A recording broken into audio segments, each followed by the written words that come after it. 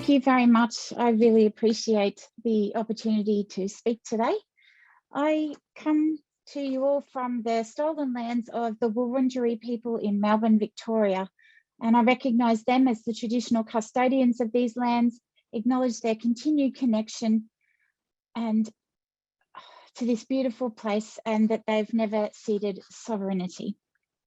So yes, today I want to talk to you about doing ethical research with LGBTQ communities and I'm taking the approach of considering some myths around this, and this is just through my own personal learnings. And Fiona, just so you know, I don't have any slides. I forgot to mention that before.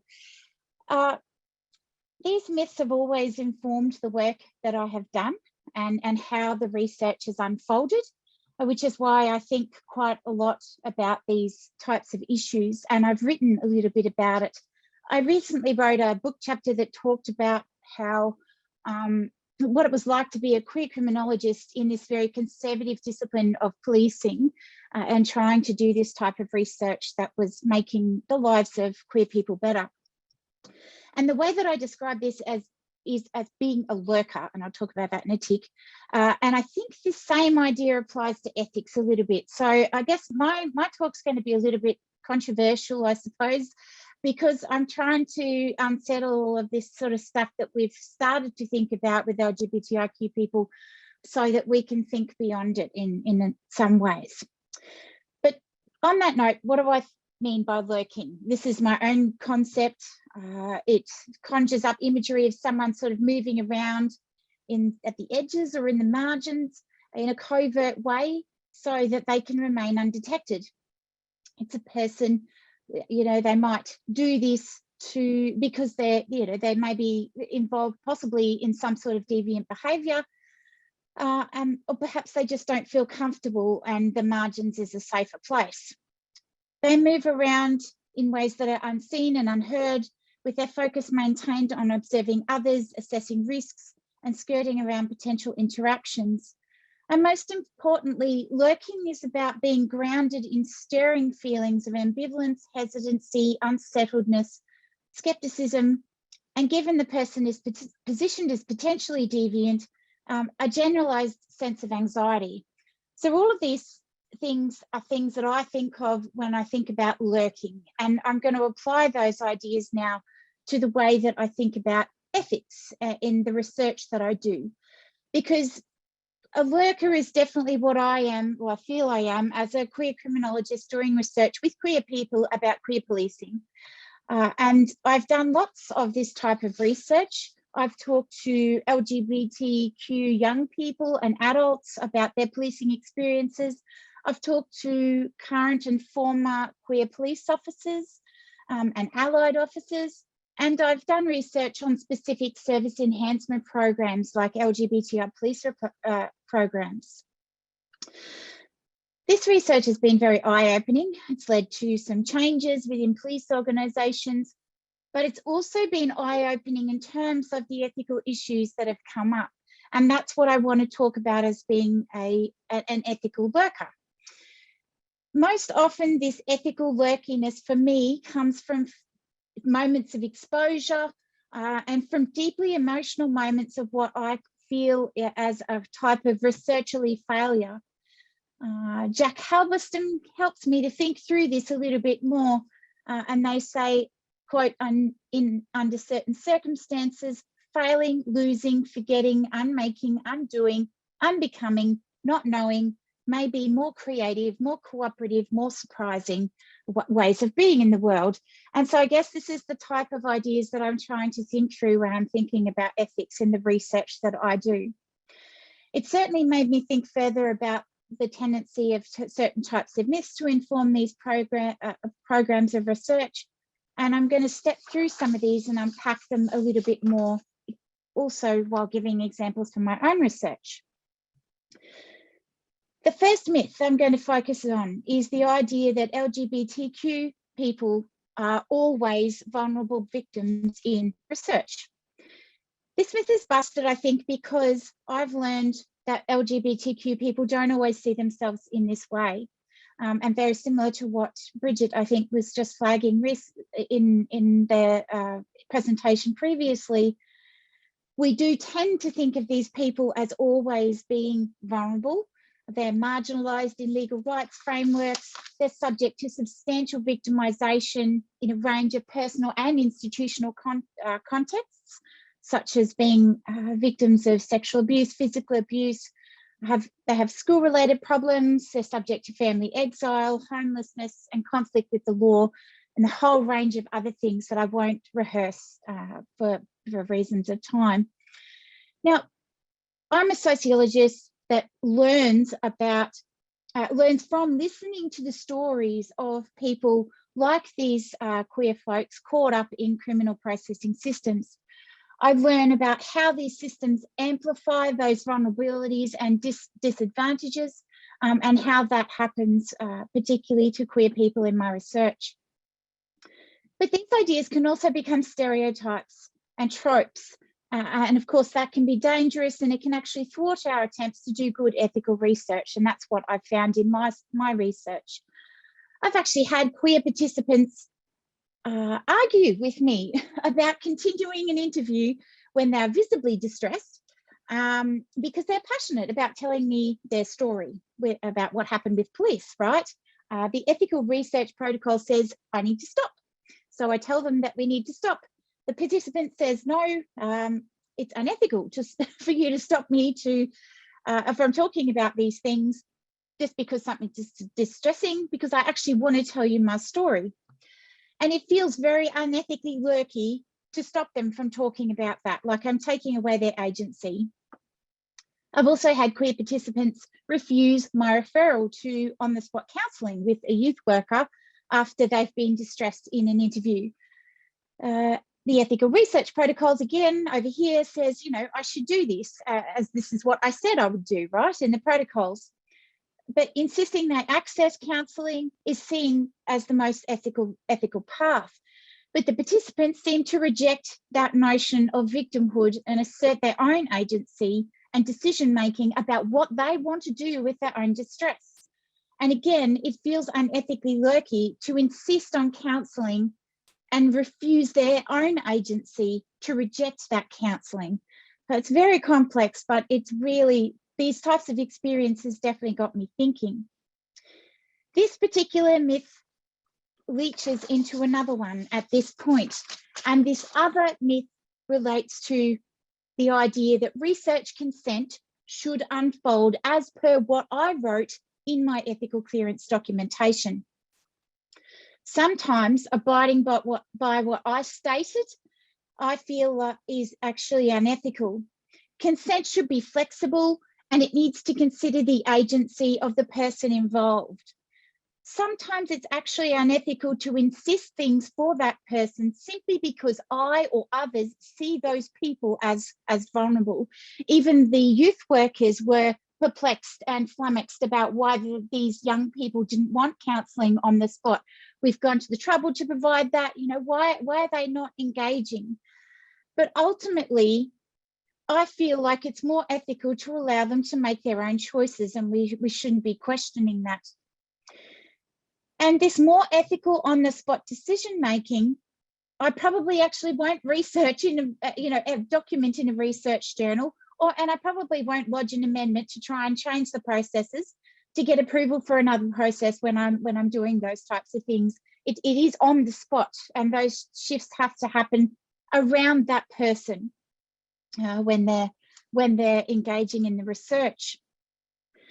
My next myth is about whether or not, I guess it's the idea that you should reject as a researcher your own queerness to do ethical research with LGBTQ people.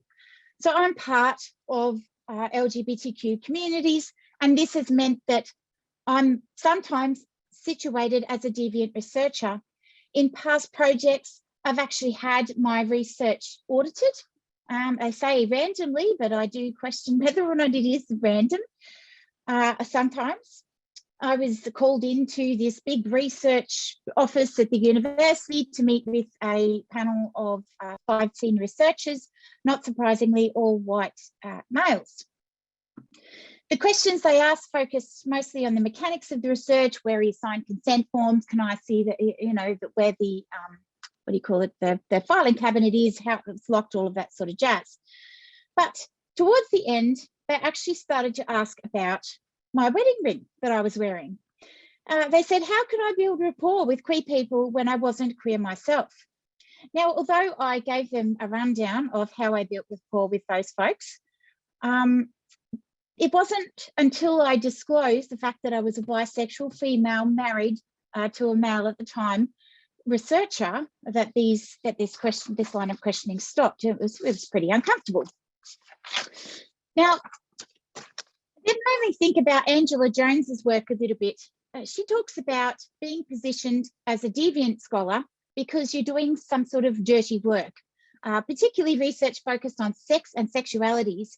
And the way that she talks about that stuff made me realise I had been implicated in it.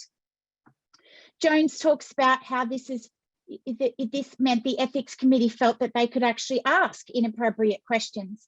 They will ask you about your sexual identity, desires, behaviours, even though these are not relevant to the research that I did, and of course that Jones did in her project. My body and my career had become quite entangled with the stigma surrounding my research. But I actually think that it should be entangled and that it should be intimate in the way that we do these things. Open, consultative, collaborative communication with queer people and between queer people in the field definitely creates better, more ethical research that's negotiated and co-designed, which is something I am firmly committed to. Gatekeepers can often actually keep us out of doing really good, challenging research that changes the way that processes happen, particularly in criminal processing systems. But I feel like my existing relationships with queer people in those fields mean that these barriers are less for me. Knowing about queer issues and how to be queer in these communities also means that I know more about doing research ethically and collaboratively with these folks. Rejecting casual contacts, I would suggest, even intimate ones, for the sake of ethicality, very much for me, flies in the face of everything I hold dear as a queer person, and that I hold dear in terms of, I guess, my own ethical values set about queer reciprocity and how that should undergird the research that I do. Queer reciprocity might be shakier, and I'll talk about that in a tick, less stable when it comes to the ethicality of my research, but this is how I feel most grounded in the way that that research happens. And this leads me to my next myth. You should maintain objective distance from LGBTQ people that you're doing research with. So these audit questions compromised very much my objective distance from the research participants that I'd written about in my ethical clearance. At the time when I was audited, the National Ethics Application Form actually forced researchers to declare personal relationships as existing relationships in the field that they were doing work with. I didn't actually do this. In fact, I believed it was profoundly unethical to force a person to disclose their sexuality at any time, be it a research participant or a researcher, and it felt to me like a form of institutionalized violence. I also had to detail how I would avoid building relationships to any point beyond basic rapport. I did this in their documentation, but I didn't actually stick to it a lot of the time in reality.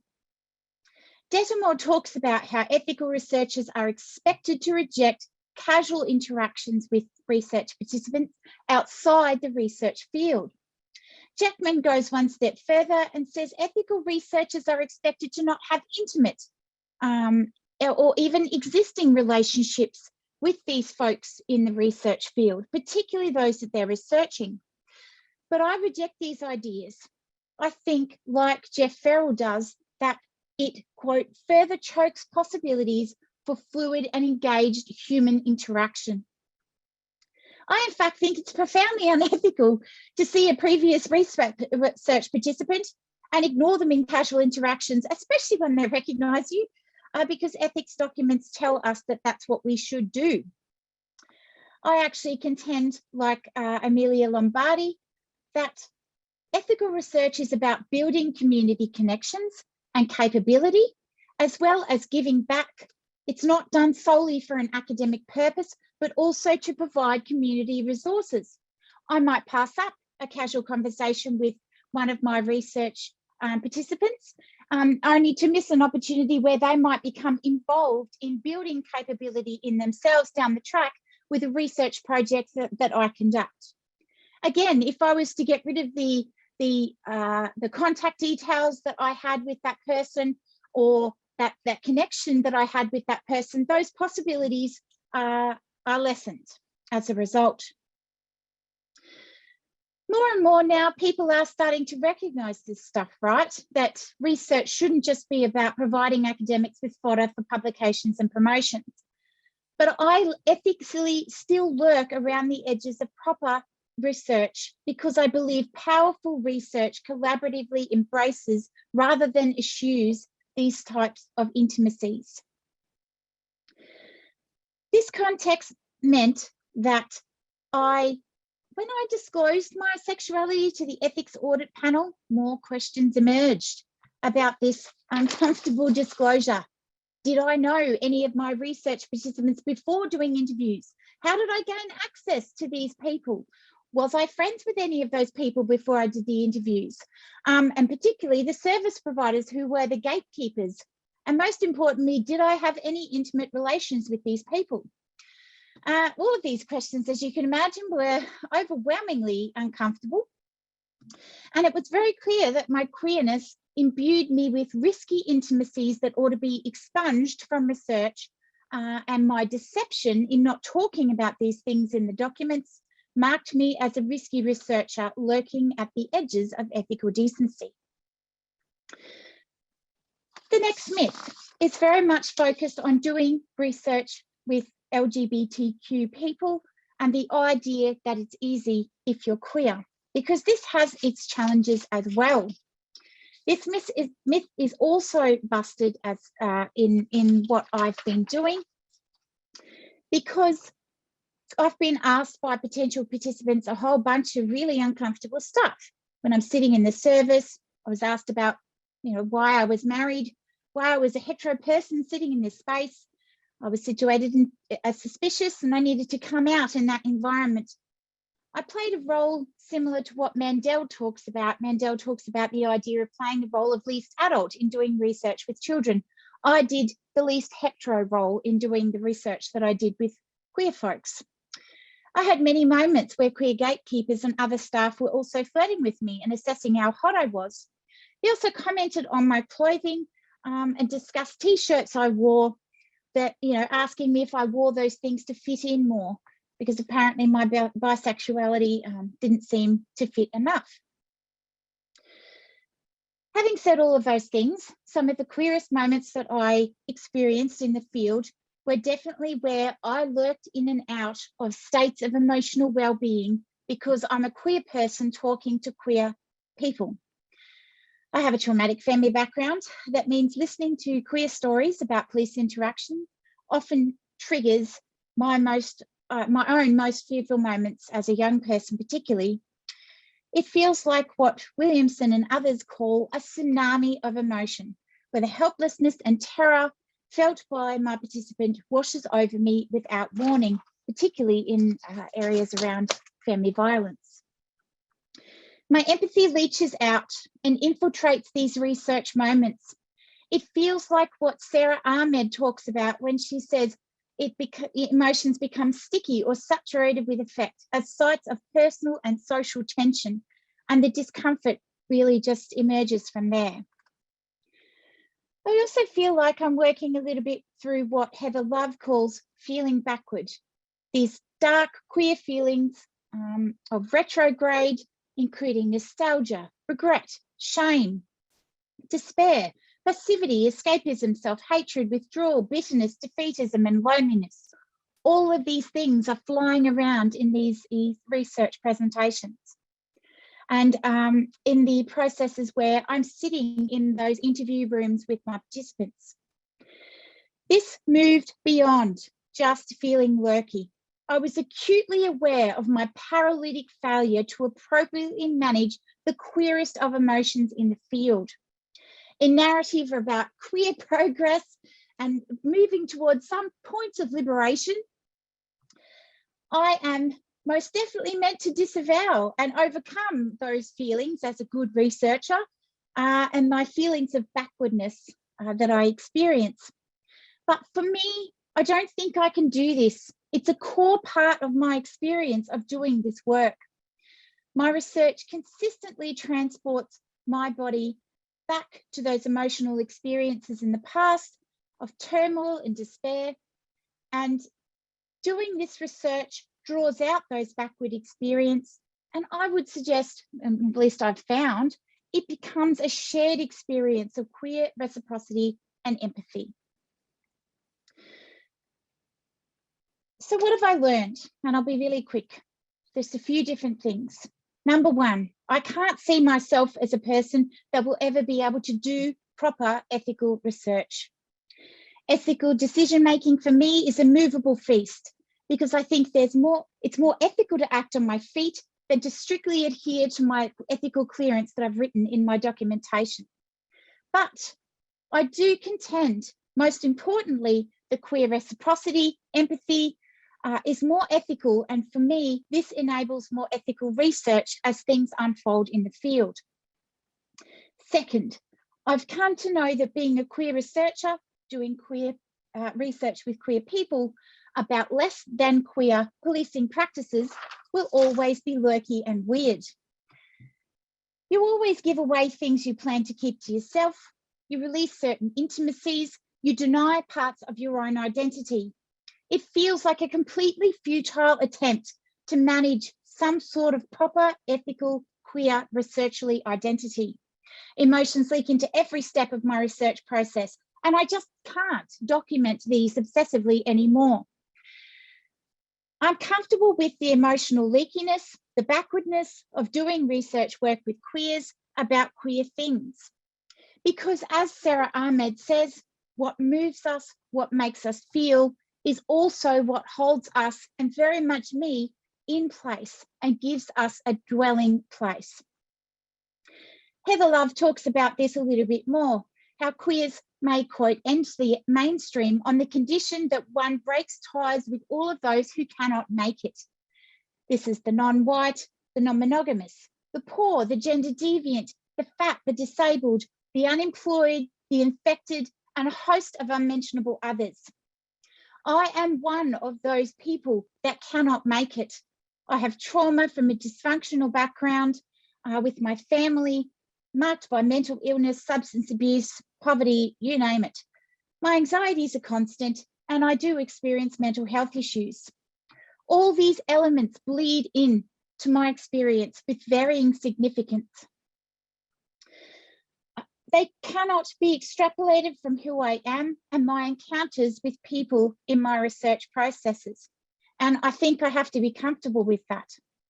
But also, skepticism leaches into every part of what I do, and it motivates me to stay. It keeps me in that perpetual reflection mindset. And that is something that I've come to embrace. It's almost become second nature to everything I do in researching processes. Third, I've learned that consent is about how the participant defines it, and I will always privilege this over rules about proper ethical consent processes. I won't stop an interview if a research participant is upset and wants to keep going, just because I'm expected to do so. Queer reciprocity and empathy is more important to me. Like Alison Rook, I think the best research that happens is filled with interpersonal encounters, haptic human connection, closeness, understanding, and interpersonal engagement. Finally, I've learned not to become too comfortable with myself as a queer researcher, with ethical research processes that I enact, and with researcherly expectations that have been overlaid onto me and the research that I do. I've learned it's okay to lurk in and out of ethical acceptability and respectability. This means I don't take my research positionality for granted or that of my participants. And it also ensures I maintain that state of perpetual reflection. I think a bit about what Jack Halberstam talks about here. I want to unsettle what it means to be an ethical researcher. I can't take myself seriously about this. Being taken seriously means missing out on the chance to be frivolous, promiscuous, and irrelevant. And I think pushing back against the seriousness of ethical research means that sometimes I might find visionary insights or flights of fancy through which to view the issues that I do research on. And this is really important to me. But that's where I'll end. Thank you very much for listening.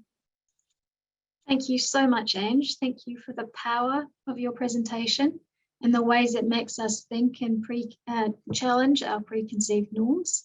And thank you for the passion and the pain that you showed us, and we appreciate that. I was deeply disturbed about the heteronormativity of the experience that you had with the research ethics process. And I think that that is something as people who sit on ethics committees, we need to reflect really deeply on. I think it also is a fantastic illustration of the tension between the structures of research ethics and the very sort of concrete nature of those and the perceptions of them as being very concrete, and the actual practice of being an ethical researcher when you are deeply engaged with your participants and with the communities within which you work. So thank you so much for that, Ange.